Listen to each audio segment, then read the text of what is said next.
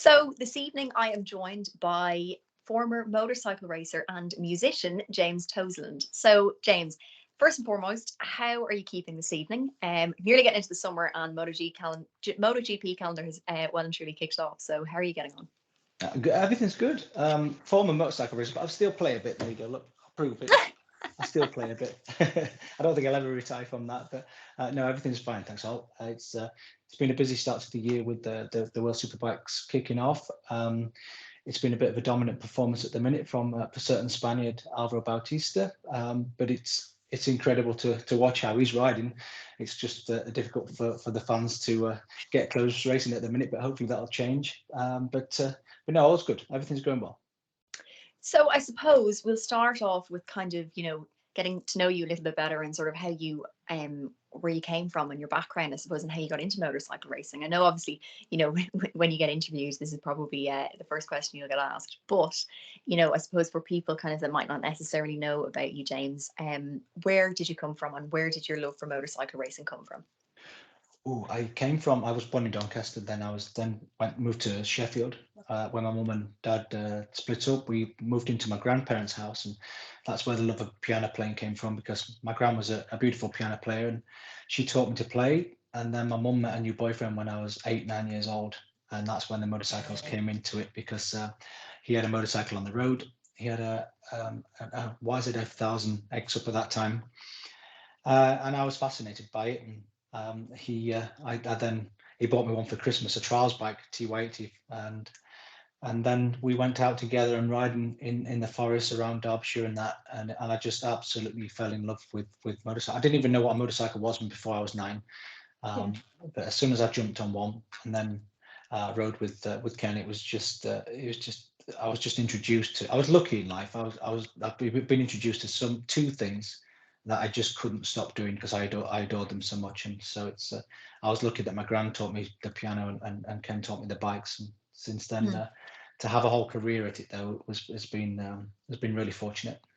Yeah, I'm sure it's kind of a surreal moment when you start to kind of think back and kind of I always wonder that, when people like yourself are sort of interviewed and you're kind of going back upon what you've achieved, and it's kind of like it must sort of, until I suppose I remember reading somewhere, until it's kind of all over, I don't think it actually really hits you because you nearly feel as if you've like woken up from some sort of dream. Do you know what I mean? It is, because your reality is your reality, isn't it? And then I think as you get to my ripe old age and you retire, just whether you retire from injury that I had to or just naturally through age, I think it then takes a good decade for you to actually look back and go, wow, that I actually did all that. Because you even Yeah. watch yourself sometimes when you see the old racing on the clips, and when you watch what you used to do, you can't believe that you were even able to do that. And it is surreal watching it back, and all the crowd and all the the intensity to life, of waking up every day and wanting and needing to be better than yesterday every single day to try and be the world's best at something. It's just a really intense existence. And I think that's why when it stops, that's why it takes a lot of readjusting to normal life, because to be a racer or to just to be a professional sports person, to try and achieve the ultimate goal in life, that they can't, there's no space for anything else to consider. So and that's including anything normal, and anything normal is just trivial. But when all the trivial stuff becomes normal, it takes some readjusting. But it's but I would have rather have had and lost than to have never have had. That's for sure. Oh, absolutely. And just kind of on that note, when you say, you get up to sort of your reality, what was it that I suppose drove you to get up and to go racing and to keep striving to be better than, the guy behind you, or to keep winning? Like, what was it, I suppose? Was it just that kind of hunger to succeed, or, what was it that kind of made you tick, I suppose? I was naturally competitive as a kid, hated losing. I've got an older brother as well, and I think that like instills. Yes, It absolutely. can't not instill competition in you, because Yes, if you're a sibling younger rivalry. sibling, yeah, and especially if you're the younger one, you got to fight for it. I know, yeah. From your chips to your to the football game, everything's a competition to try and get as much as Yeah. you can before your brother gets it. And it's and I think the younger sibling definitely has a little bit of that going on. I certainly did. But with my natural temperament of being competitive, and who I was, to fly around a motorcycle track at 200 miles an hour was just perfect for who I was, and I was able to kind of channel all of that into Hmm. this amazing sport, and it just ticked all the boxes for me. And there wasn't ever a day that I ever went fast enough. I Yeah. always wanted to go faster. And motorcycle racing, there isn't, I've done skydiving, I've done bungee jumping, I've seen them, you name it, and nothing comes close to it. Then Yeah. to go down Paddock Bend at Brands Hatch in front of 120,000 people, and it's just surreal, levels of excitement. And like I say, the intensity to your life is just incredible, and it's fascinating how it affects people mentally. But I was very fortunate to um, practiced and dedicated myself every single day to developing a talent that was able to go on stages that big, and not just kind of compete, but also win, which is a big difference. Hmm. Because there's a lot of people in my life, in my era, that finished second, which they should have been a champion at some time, but Yeah. didn't through various reasons, and their life's dramatically different to one that's been the champion. Hmm. I suppose it's like Absolutely. the 100-meter runners. Like the everybody could probably run off 500-meter Olympic champions, right? Yeah. But it's pretty impossible to run off 5 silver medalists, Hmm. Oh, if you know what I mean. absolutely. Yeah. And It's always there's a kind of huge difference. that thing of being the bridesmaid, isn't it? Yeah, Yeah. but you can't underestimate just how huge it is for everything in your life that comes from, even down to, just the trivial finances to it, or just just the perception from people that you have in your life, to the respect from everybody once you've achieved the ultimate goal. It's Hmm. it's a real privilege to have kind of succeeded at it. Mm, no, absolutely. And then I suppose just kind of going back slightly, as a 13 or 14-year-old teenager, where at the time did you go to obviously start your journey in the sport? I'm aware kind of there was a junior sort of road race association. Was that kind of where you started? Was that kind of how you progressed onto, achieving what you achieved?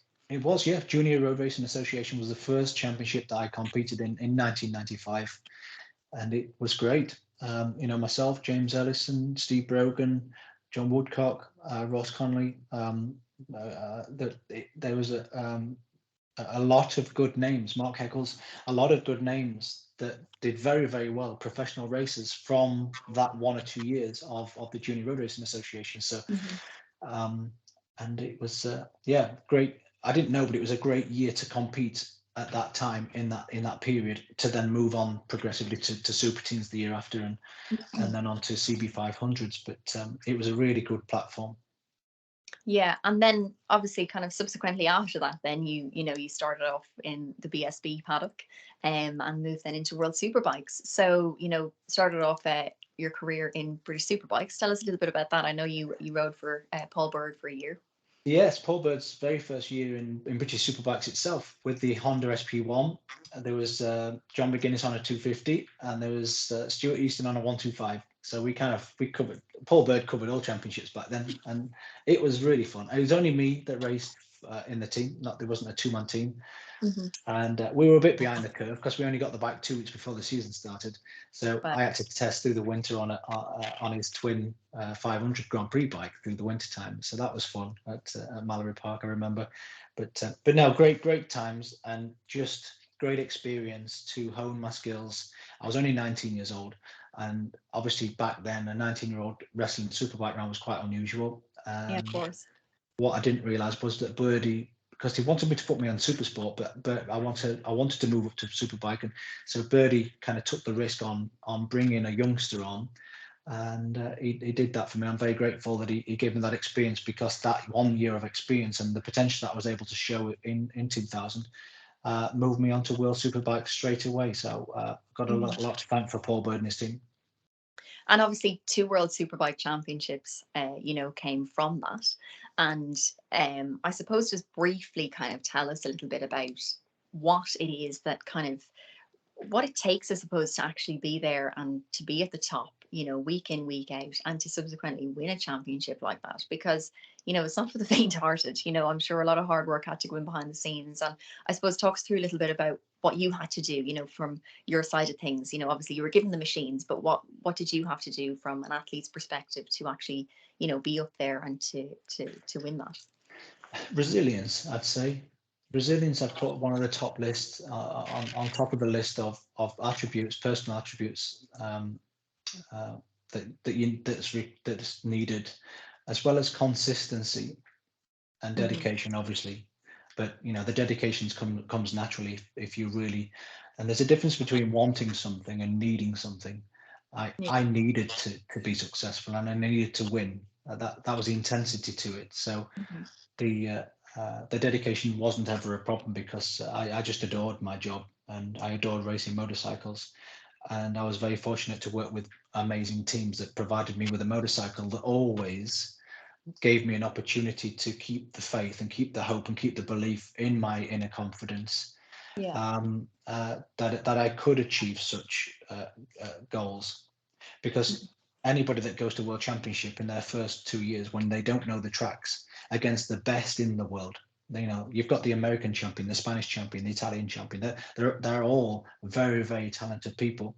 Hmm. And when you go and you've got such lack of experience with traveling and the circuits, and everything that comes to it, that you haven't got experience on, it's just really difficult, because it's impossible to be competitive time wise when you go to a track for the first time against the world guys. So it's one thing I was really fortunate was working with teams that understood that when I was only 20 years old in World Superbikes, and gave me realistic goals to achieve for them.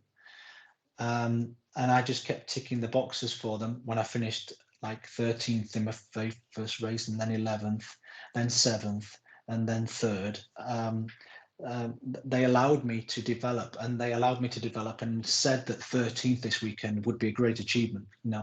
I never joined a team other than the factory Jakarta team in World Superbikes, where you've got to win. But by then I'd learnt enough to win. But in my primitive years with GSE Racing with Neil Hodgson, they gave me achievable goals to hit, and didn't put too much pressure on. And that was the making of why I won after my third year in it. So again, a lot to thank of the team being patient to develop a talent. Yeah. And then, obviously 2011 came, and, you announced your retirement from the sport. Still, a young man, and, obviously still you fulfilled a lot in the sport. But, as you said earlier, I think, before I started recording this, you said it was obviously through injury. And how sort of, mentally challenging is that, to actually accept that, it's through sort of, not a course of action of your own, that you now have to stop doing what you love? How kind of hard was that to sort of, was it easy to get over, or did it take time to process? No, horrible. It was a really horrible, confusing period of who you are. It's Mhm. just self-identity, because you've dedicated yourself and you've become somebody, especially in the public eye as well, Yeah. because you're the guy that excuse me, you're the guy that rides, and you're the racer, Hmm. and you feel without that attachment to that, it's like Superman's just taken his superpowers away, Yeah. and you've just got to now live amongst society, Hmm.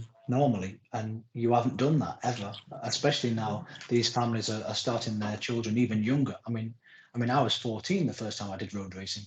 I mean, the thought of getting your son into road racing now at 14 is unheard of.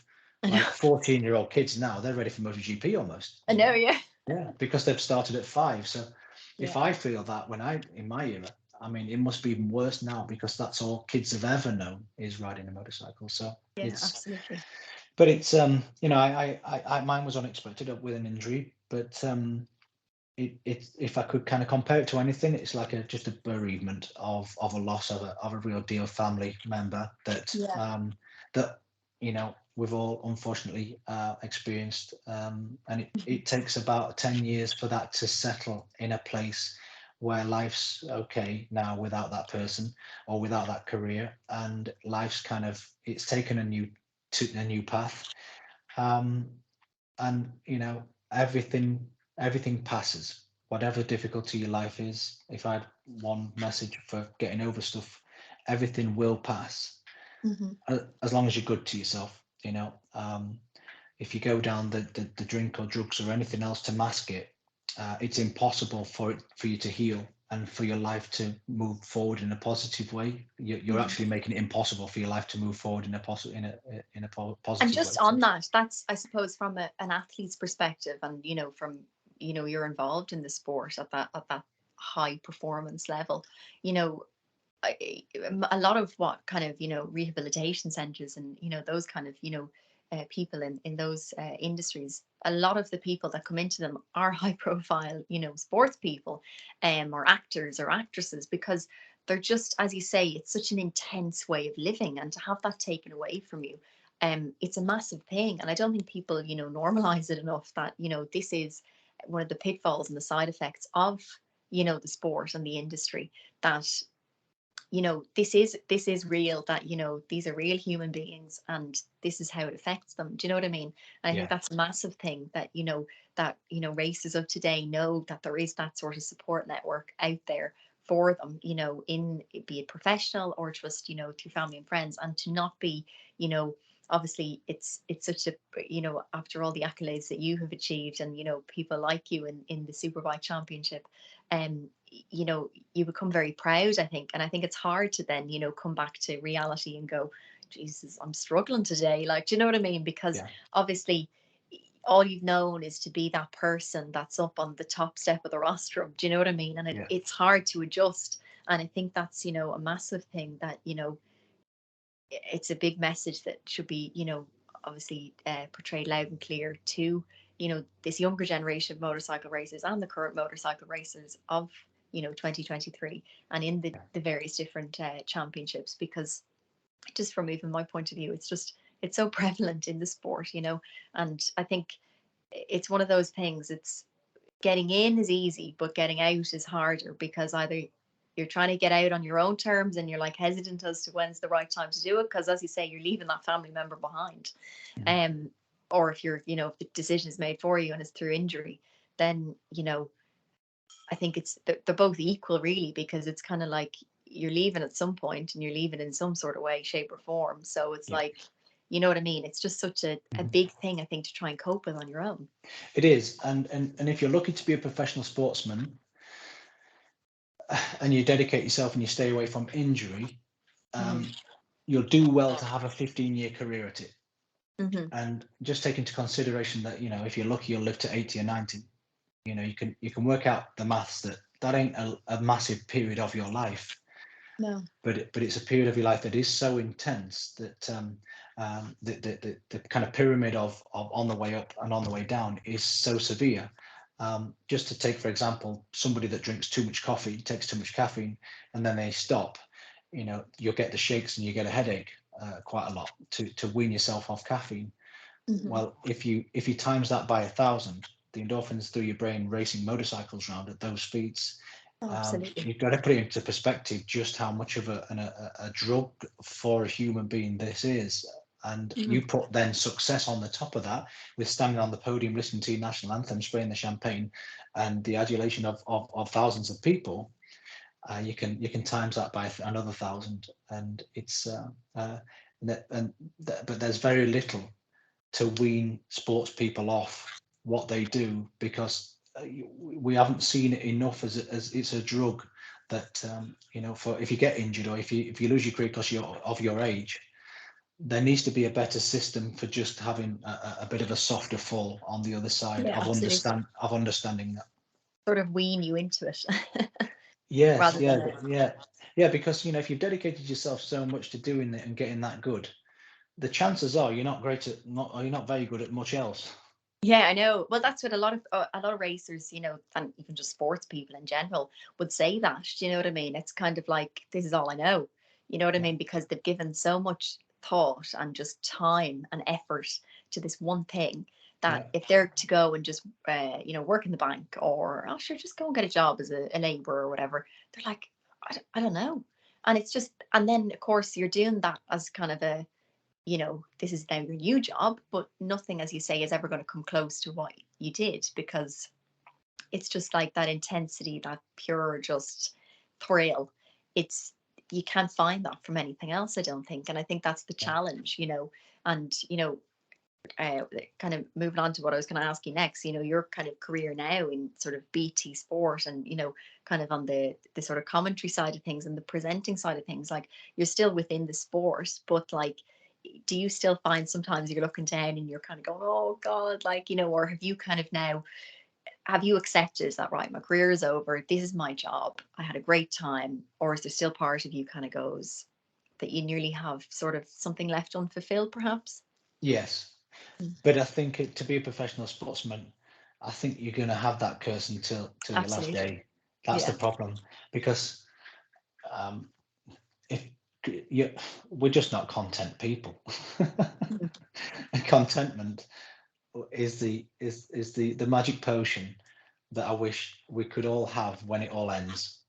And because the lack of contentment in your natural personality to be the best at something, uh, like it's not even in your dictionary, because it can't be, because you can't be content with anything. It has to be better, and you've got to be better, and you've got to be faster, you've got to be stronger, whatever. So it's having contentment in your life is a real is a real joy. But but I'm 42 now and 43 this year, and I'm thankful that just my natural age, I can feel now that Mhm. I can look back with immense pride and enjoyment, but also look at it and kind of be thankful that I'm actually just included and still Absolutely. amongst this amazing sport, and to add something, because I do the commentating now, and that's a bit of a new thing Yeah. for the last couple of years. And I feel that I can, if I really commentate with energy and excitement and enthusiasm to the race, I can actually provide some part of the show still with commentary. Yeah, Um, absolutely. You're kind of, yeah, you're bringing the action to us at home, I guess. Do you know what I mean? yeah, And through that, I think you're getting to nearly live it and still get a bit of a thrill, maybe.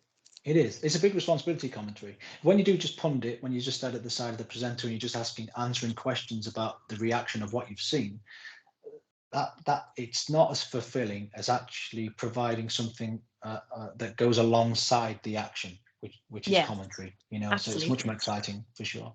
Absolutely.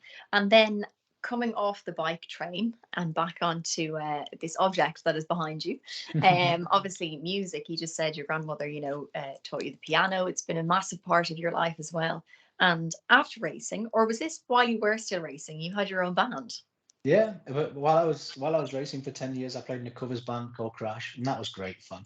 We Yeah. went to Vegas for the Yamaha launch, the Oh all my new God. R1, and all because obviously with Yamaha, I've got bikes and pianos, so one of the biggest pride things that I was really proud of was in Japan. I rode MotoGP for the first time ever, because the Yamaha music guy gave the Yamaha motorcycle engineer his name of Yamaha for his motorcycles back in the day. We're going back some, Yeah. and gave him the 3 tuning forks logo, which is slightly different with the bikes and the piano.